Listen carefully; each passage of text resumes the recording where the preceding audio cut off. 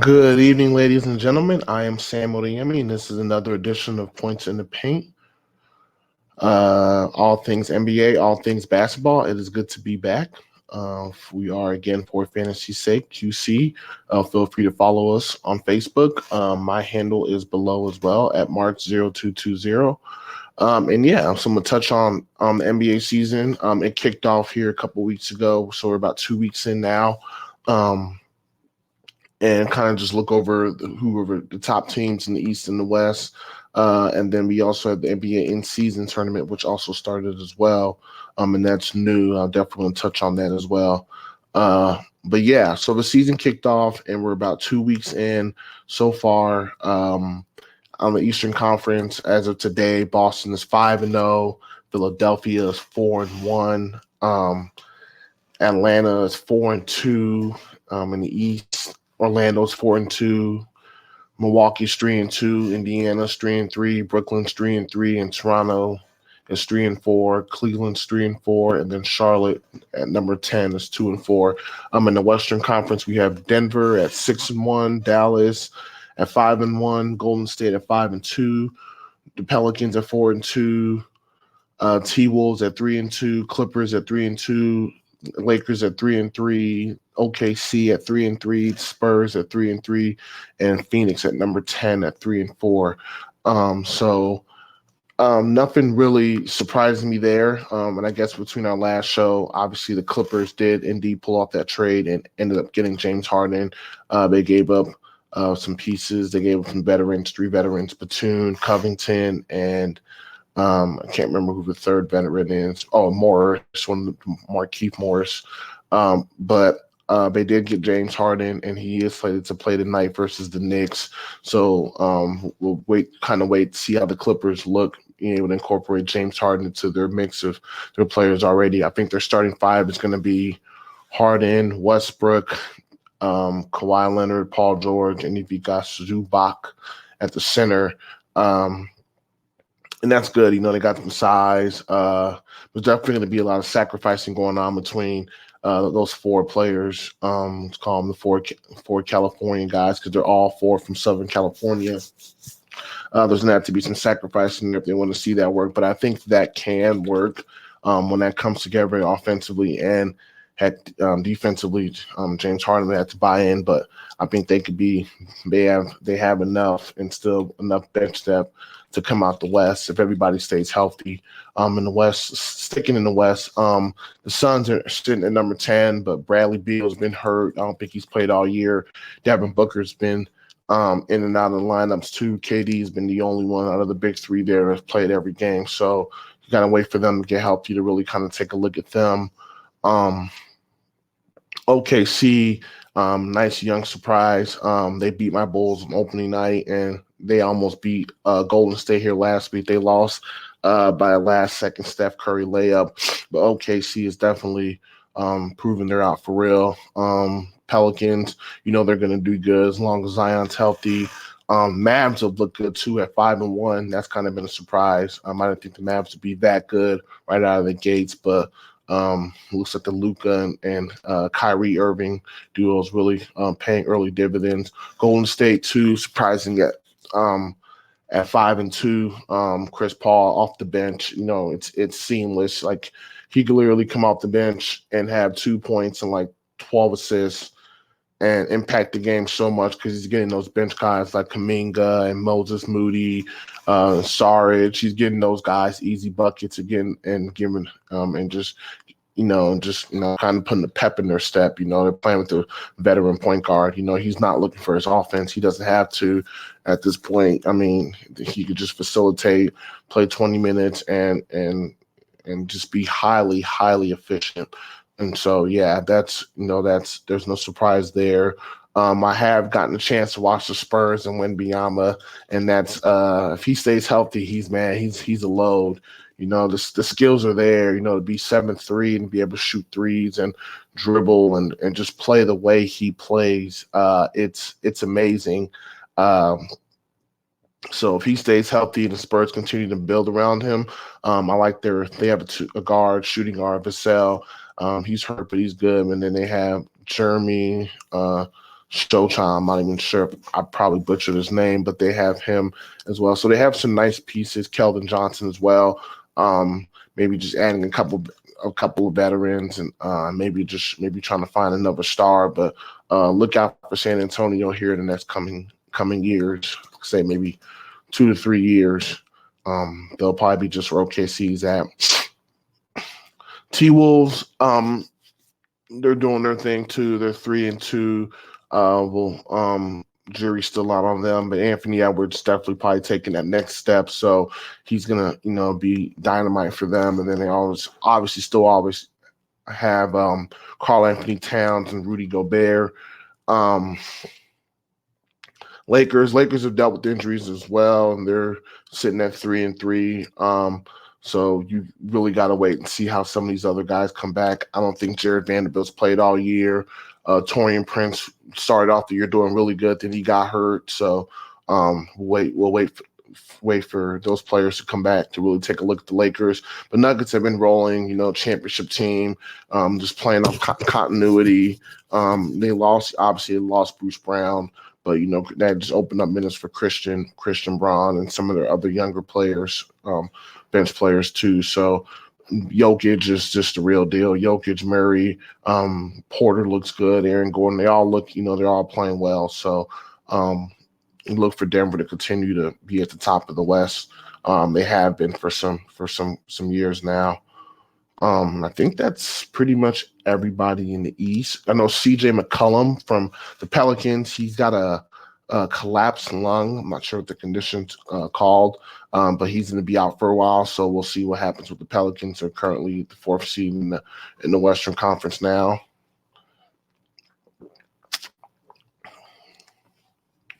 So let's look over at the Eastern Conference. Look at the East. Boston's the cream of the crop. Undefeated still. They're just rolling teams. Obviously, Kate Porzingis has been a great addition to their team, their roster. He's shooting big man, fits right in with Tatum and Brown.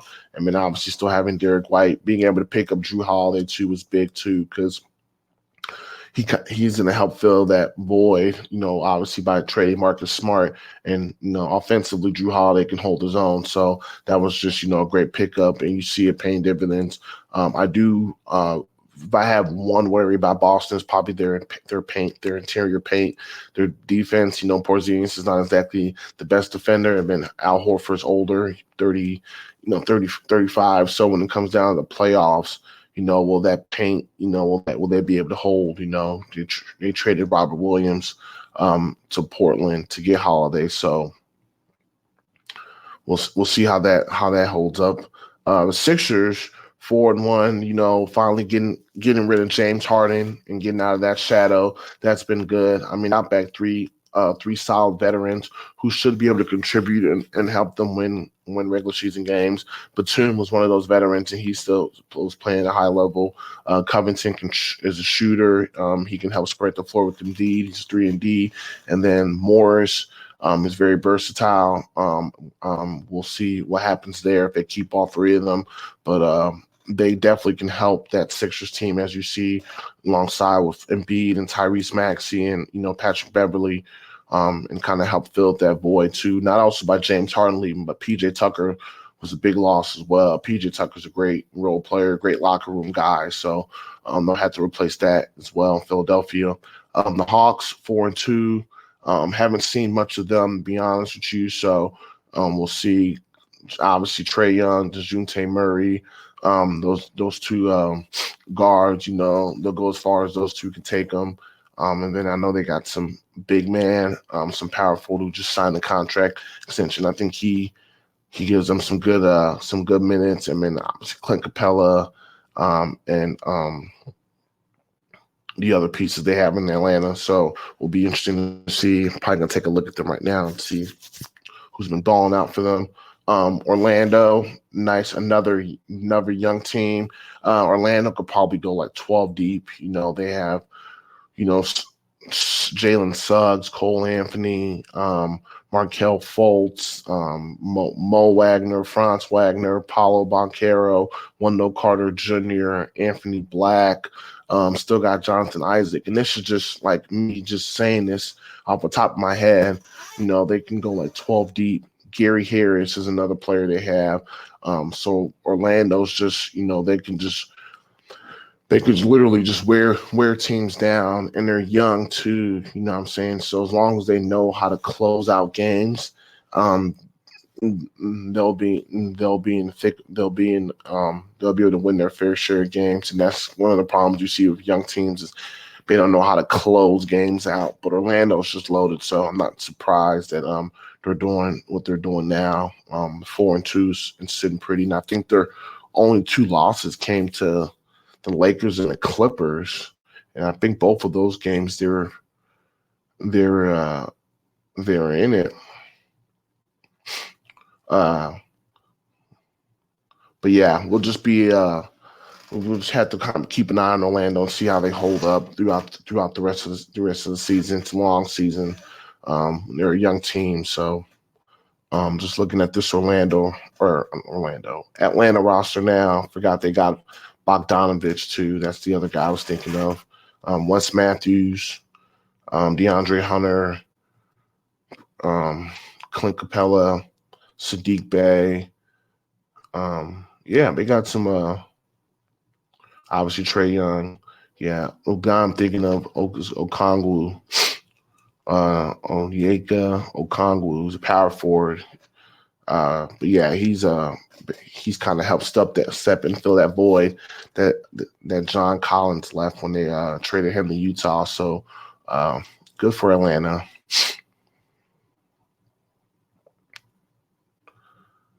Then we also have Milwaukee, and they've kind of gotten off to a slow start. Obviously, it's going to take Dame and Giannis time to kind of coexist.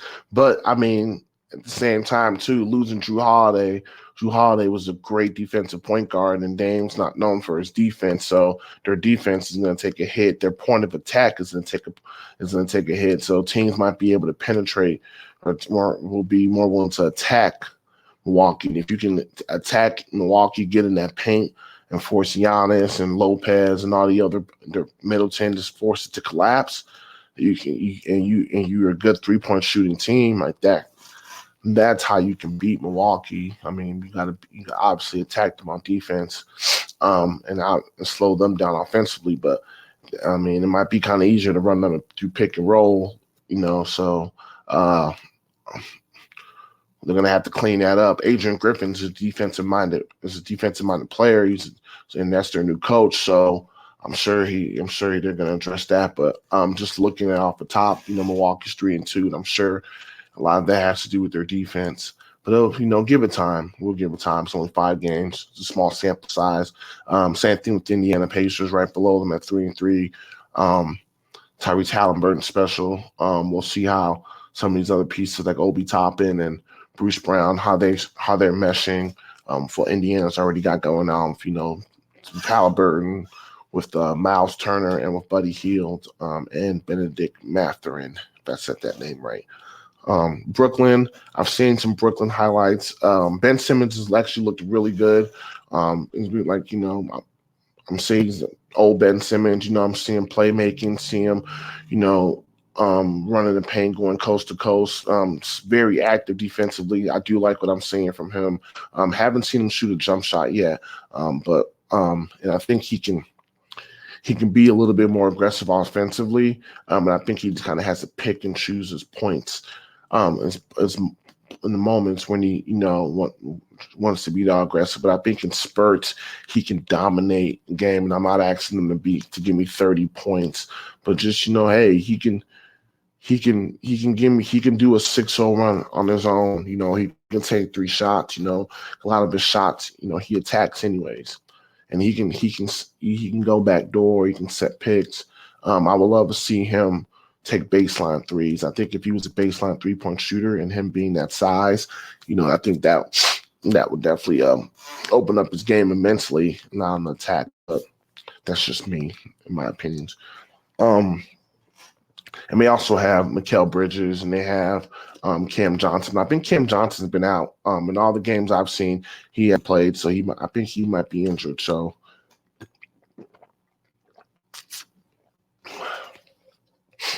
Oh, and they got Cam Thomas, and he's a certified, he's a certified scorer. He comes off he's starting now, but he's a scorer. So I know Ben Simmons doesn't maybe have to feel the need to press the score, but I think there's certain points where he should, just step on people's throats, and just dunk it, just score, like just. But he impacts the game in other ways though, so that's good for him. Toronto, honestly thinking I got a buddy who's a Raptors fan. I think the Raptors are probably going to blow it up soon. That's the same thing with the Bulls, and I'm gonna touch on them in a bit. But they're just they got the championship in 2019, and they've probably maybe gotten out the first round once or twice since then. They might have to look to kind of to blow things up, just rebuild around Scotty Barnes, but everybody else can go, in my opinion, and just maybe keep Schroeder and Scotty Barnes and just rebuild and Grady Dick. They're young players, but Siakam, Gary Trent Jr. He can go. They can just get back what you can. OG Anunoby is the same way. Cleveland, Darius Garland's been out, so they missed some games. But we'll see how Cleveland looks when they're at full strength. Mobley hasn't been playing that way yet. Donovan Mitchell's been balling. He's been playing out of his mind, and that's all I've seen from them so far. Charlotte 2-4. LaMelo, Rozier, those other pieces, but I just think I don't think Charlotte stresses defense enough. They're giving up 121 points a game. I think until Charlotte does that, then they won't take that next step as a team. And I mean, I don't even know if they've been in the playoffs the last 4 years. The Knicks are 2-4 too. But the Knicks are turning around. I think R.J. Barrett missed a couple games, and I know they lost a close game to Milwaukee. I was kind of watching the other day, but lost by 5 to Milwaukee. But the Knicks are turning around. The same thing with Miami. Miami's 2-4, and I actually took Miami out of my top 10. But Miami just kind of coast through the regular season, and then obviously, what they do. They're deadly in the playoffs, so I think that's what Miami is going to try to do. They'll pick it up. Detroit 2-5, Chicago 2-5, and then Washington 1-4. Chicago might have to blow it up too. Losing Lonzo Ball it just sucks, and we've had our share of point guard injuries, but man, that hurts. And then our player development department has not been up to par. You look at these other teams that get cast off players. Whenever players leave the Bulls, and we've been saying this for since I was a teenager, how whenever players leave the Bulls, they would suddenly just look so much better with another team. I mean, you go back to you just go back to all the players. Like when Tyson Chandler left, and went to the New Orleans and teamed up with Chris Paul, that's when he really took that. I mean, he really blossomed, and then he eventually won a championship. But whenever players leave the Bulls, and our player development is wash. Kobe White, Patrick Williams, Dosunmu, they should be further along in their development. So until the Bulls correct those things, we're going to be bottom of the pack. Detroit, I think Detroit's actually going to turn things around. They got some nice young talent, Cade Cunningham, Jalen Duran. They got some nice young pieces. I think Detroit will be more competitive. I think Washington's probably going to be the worst team. I don't even take them seriously. Kuzma and Jordan Poole. They both got their money. I think, and they're both, like to shoot and score the ball, and I think that they'll provide some highlights, but I don't think Washington's going to be anything competitive. I think they might just be tanking. Maybe they try to get a top draft pick their number 1 draft pick next year, top draft pick, and get somebody. But what they have now, Kuzma, Jordan Poole, Daniel Gafford, they got some pieces, but they need a dynamic player. I'm not sure who that is, but it's not on, he's not on their roster now. They got some nice young pieces though, but um, Gallinari, veteran, um, Tyus Jones, Kyle Kuzma, Jordan Poole, yeah, Danny Avita. Those are these and Bilal Colby, Daniel Gafford. I mean, they need something, and they need the next like Wembanyama, the next generational talent in Washington, definitely, especially after shipping out Bradley Beal. Um, and they could get him too, and fit him on and fit him in there with the big contracts. But I don't think they're going to go anywhere with Kuzma being your second or your primary option. Kuzma's better being your on a championship team. I would have Kuzma like the Lakers be my third option, times fourth, but like yeah, third he could slot right in with like 18 points and like 9 rebounds, and that'd be a good contribution, especially if he was an efficient 18.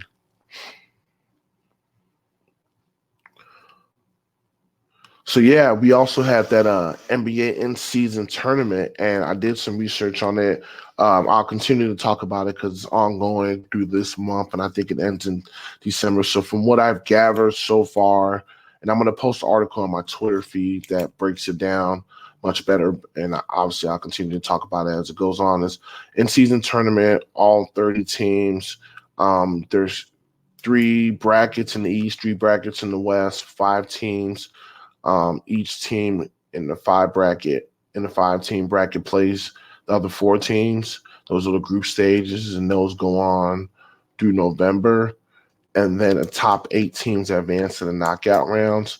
The winning team, each player receives $500,000. I think the losing team is $250,000, and then the third place team is like $100,000, and then the fourth place team is $50,000. The whole purpose of it is for the NBA to kind of generate some excitement in the season. It's an early season, has no bearings or anything on playoffs or anything.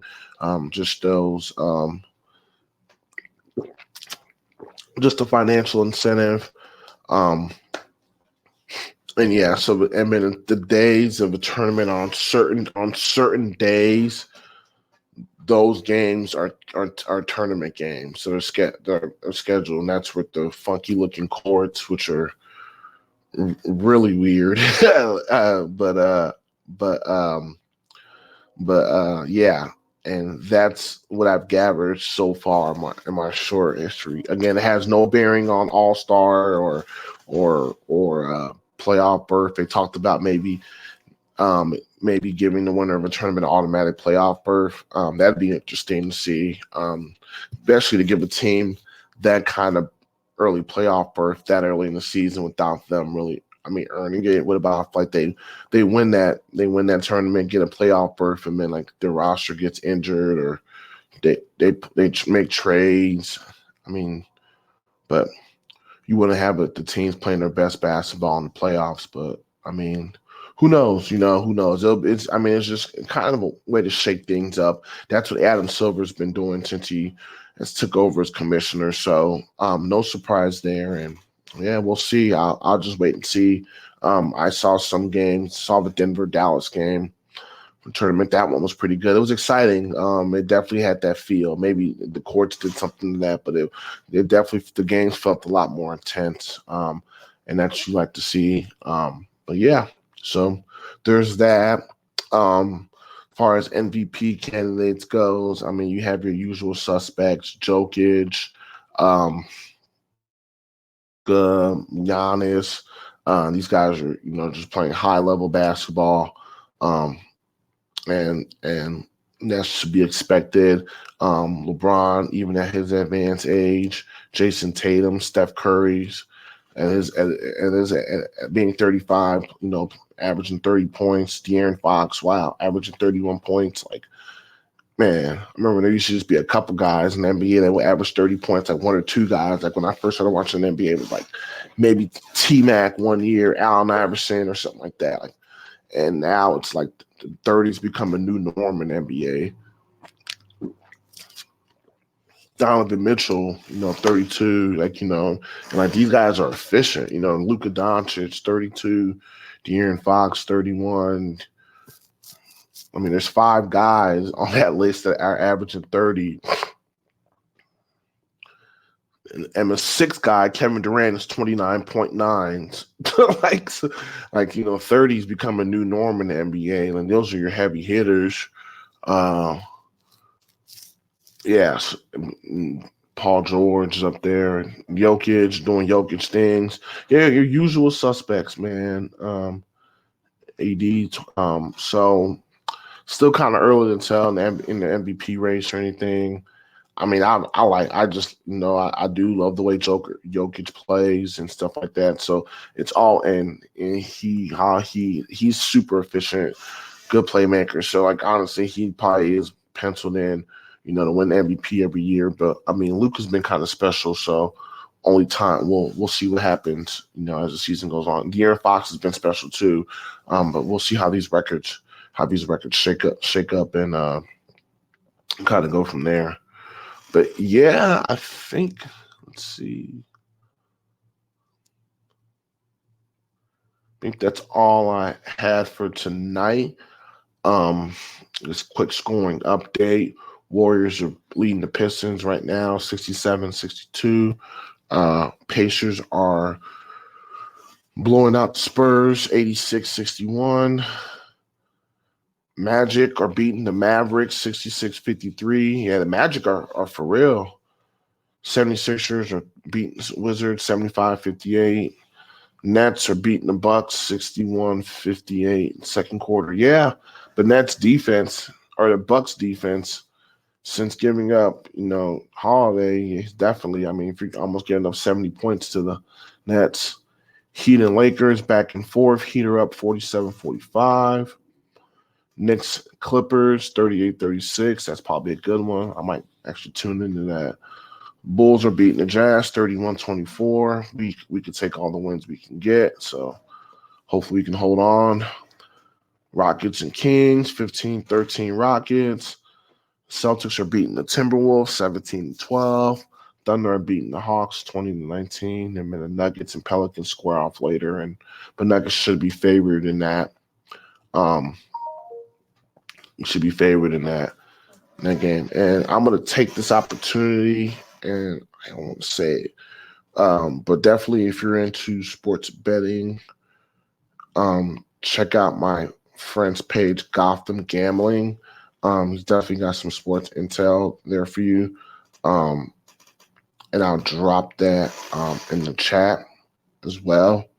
But yeah, definitely check that out if you want that kind of information.